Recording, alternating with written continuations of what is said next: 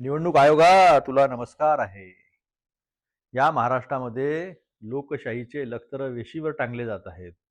संविधान तर केव्हाच बाजूला टाकून दिलेलं आहे.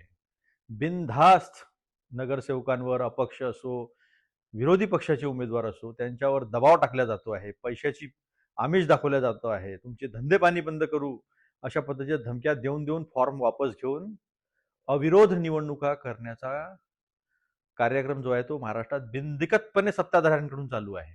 मग याच्यात शिंदे साहेब आहेत, फडणवीस साहेब आहेत, अजितदादा आहेत, सगळे सत्ताधारी आहेत झाडून आणि सगळेजण हा प्रयत्न करतात आहे. मग ते ठाणे असो, कल्याण डोंबिवली असो, धुळे असो, जळगाव असो, संभाजीनगर असो, सगळीकडे हा धंदा सुरू आहे. नागपूरमध्ये पण हा धंदा सुरू आहे.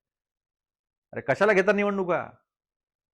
लुटमारच करायची आहे. लोकशाही तुम्ही तशी संपवली. आता वोटचोरी करत होते, आता तुम्ही उमेदवारांची चोरी करत आहात.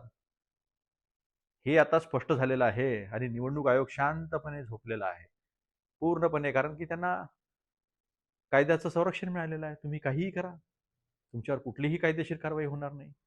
इतकं मोठं संरक्षण मिळाल्यावर बीजेपीची मदत खुलेआम सुरू आहे. वोटर लिस्टमधली काही चुका कमी करत नाहीत, बोगस वोटर बाहेर काढत नाहीत. आमचा अधिकार नाही. राज्य आयोगाला विचारलं तर केंद्रीय आयोगाकडे पाठवतात, केंद्रीय आयोगाला विचारलं तर ते म्हणतात की आमचा काही संबंध नाही. आहे कोणाचा संबंध? ट्रम्प करेल की शी जिनपिंग करेल की पुतीन करेल? किंवा संविधानाने तुम्हाला अधिकार दिलेला आहे?